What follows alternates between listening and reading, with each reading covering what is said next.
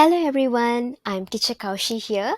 It's nice to see you all again and hope you guys are doing great. Okay, so we are going to go through our very first CodeByte, which is CodeByte 2.1, whereby we'll be learning how to bring cartoons to life and you'll get a chance to animate your own story. Okay, so in the first lesson, we will learn how to create our cartoon characters, choose a backdrop and make them move. So are you ready? Let's begin. So, before we even start to program our cartoons, make sure that you have opened up your Scratch, okay? Because we want to be able to save our progress of work. So make sure that you are able to sign in using the account that has been created, okay? So let me use my account for Scratch and key in my password so that I can be able to sign in. Okay, so once you have been successfully signing in, you'll be able to see an interface of Scratch like this. Okay, so the next thing that I would like to do is to click on Create button. So to those who are wondering why we need to click on the Create button, because you'll be able to create an empty or a blank project for us to hands-on to code. Okay, so let's click on Create here. All right. So when you have created a blank project, all right, okay, so you can actually rename your project, okay, to be anything relevant, anything that you like. So let me just rename to be Kaushi's project. All right. Okay, so do remember when you have logged in, okay, whatever progress that you have in your project, it'll be automatically saved. Okay, so before we get started, I would like to explain a bit on the things that you need to know about this platform. Okay, first thing first, okay, we can see that we have something called as code here, right? So this code basically covers all the blocks that you will need to program your cartoons, your cartoon characters. Okay, so we will discover more about that. So here are all the codes that you can explore according to categories. We have motion, which is related to movement. We have looks, okay, which determines the how the sprites are going to interact with each other. Okay, and then we have sound and much more. Okay, so basically these are the instructions that you can program the cartoon characters to do what you wanted. All right, so next we have something called as this play area, or it's also known as the place where you can drag and drop the block so that whatever you are programming in this area, okay, it's going to be executed for your cartoon characters. Okay, so whatever you want the cartoon characters to do, you're going to program in this white area, okay, in the middle. Okay, so next we are going to have a closer look on this cat here. Why is this cat over here? Okay, so this little cute cat is actually a cartoon character, or in Scratch we called it as a sprite. Okay, sprite, it means that it's a character. So how is it spelled? It is spelled as Sprite, sprite. Okay, so you can have more than one sprite. By default, whenever you create a new project, you'll be able to see one character, okay, or one sprite. Okay, so we'll be learning how to add more sprites later on. So first things first, I would like to teach you a bit on how to remove the default sprite and how to add your sprites that you wanted. Okay, so anybody have any idea how do I delete this cat sprite? Any idea?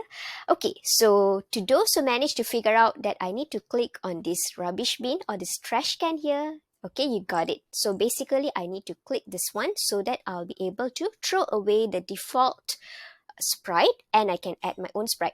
Next thing is how I add my sprite. Can you see this cat button at the bottom right? Okay, choose a sprite. So move your mouse towards this and click it. Okay, so there's a lot and a lot of sprites, right? Okay, so you have a lot of categories like animals, people, fantasy, and so on. So let's say I want to go for animals category. Okay, and perhaps I want to choose a llama. Okay, so I already have a llama sprite over here. Okay, so it seems that my llama is not just a nice size for me. I want to resize it. Okay, so I want to make it to be the size that I wanted it to be. Okay, so let's explore on how to change the sizes of the character that you just put in. Okay, so let's say, okay, maybe I want to make it a little bigger, maybe. Wow. Okay, it seems too big. All right, so maybe I make it a bit smaller. Say 30. Oh my God, it just became too small. Okay, and it's a bit hard to move. So maybe the right size will be around, say, 60. Let's see. Okay, this seems interesting to me. Okay, just nice for me. So maybe the size, I just set it to be 60 for now. Okay, so next thing is, anybody did wonder, why is it got to be always a white space around the background? Okay, so for your information, this area is also known as a stage. Okay, wherever you can place these cartoon characters, okay, or the output that will be displayed for your codes, right? This area is called the stage. Okay, so right now the stage is empty. Okay, it doesn't have a background. So how do I add a background? Okay, in Scratch, it's called as a backdrop. Okay, so if you see in your Scratch, you can see the bottom right corner that is a backdrop button. Choose a backdrop, right? So you can click this, or for those who want to do some extra exploration, you can even paint your own backgrounds or even upload your own backdrops. Okay, so for now, I'm going to show on how we can choose a backdrop that is existing in Scratch library. Okay, so let me go for something under outdoor category perhaps. Okay, and farm, okay, because it's relevant to the llama here. Okay, but the llama seems like he's standing just out of nowhere. So let me just position him to be in a nice place for now. Okay, so nice. Okay, I have a llama, I have a background, but it seems that the llama is a bit lonely. Okay, he doesn't have any friends here. So maybe you can even add another sprite. Okay, so we're going to add a friend sprite to this llama. So how do we do that? Okay, it's going to be the same step like how we added the llama just now. Okay, let me just click on the choose a sprite and animals again, and maybe I would like to add a zebra. Okay, so let me add a zebra. Okay, and all right, why the zebra is kind of like facing not towards the llama? Okay, I want him to face towards the llama. All right, so that it shows that they are seeming like friends. Okay, so maybe how do we do that? Any idea? Okay, anyone have any idea? How do we design the zebra to face towards the llama? Okay, it means this head of the zebra is facing towards the llama on the left hand side. Okay, so in order to do this, okay, right now, focus on this called as direction. Okay, by default, the direction of sprites is 90. Okay, so it's facing clockwise 90 degrees, right? So I want to face it to be anti-clockwise of 90 degrees so that it faces the llama on the left hand side. Okay, in order to do that, you can drag it simply. All right, you can just make it to be 90 degrees here. Okay, or I can just make it to be, okay, you have to make sure you click this flip and then make it to be 90 degrees. Okay, so that it does the flip like that, or by default it was 90, right? You can just make it to be negative 90. So the minus in the front, it means that it faces the opposite direction.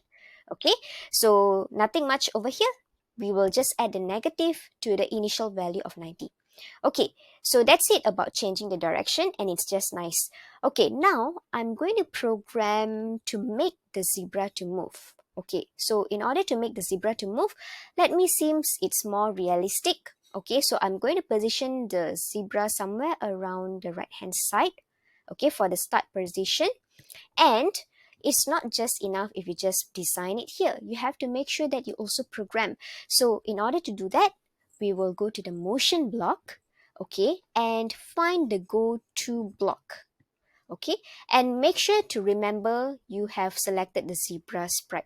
Okay, because whenever you're dragging the blocks, it should be in the sprite that you want to code.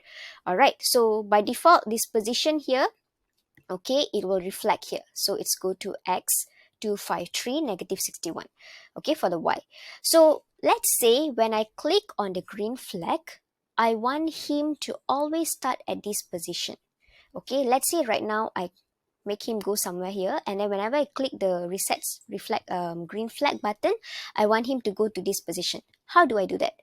Okay, so in order to do that, we will explore a category called as events. Okay, so events is something called as an action that triggers something else to happen. Okay, so I will be using this when green flag click block, so that every time I click the green flag block, I'm going to go to this position. Okay, so let's see. Let me just randomly put this guy here. Ta-da! Okay, it's working. Alright, so this is how we program the initial position of the zebra. So next, how do we program him to slowly move towards the llama, maybe somewhere around here? Okay, so after you have moved this llama to be somewhere the ending position that you want it to be, okay, let's go to motion. Okay, we will be using the glide block. Glide basically means that it's moving slowly. Okay, so I'm going to use this glide block. Okay, and I'm going to stick it to these blocks that I have. Okay, and let's try it out. Okay, it seems like the zebra is running towards the llama, right? So if you want to make it slower for the movement, you can just increase the time, perhaps 3 seconds. Okay, let's try it out again. Nice. Okay, so this is how we will program, okay, the sprites to move. Okay, so we have learned how to add a sprite, we have learned how to add a backdrop, we have learned how to make the sprites to move. Okay, so apart from that, you also learn about the Scratch platform. Okay, so hopefully in the next CodeByte, you'll be learning more. Okay, feel free to explore and have fun. All right, so thank you and see you in the next CodeBytes.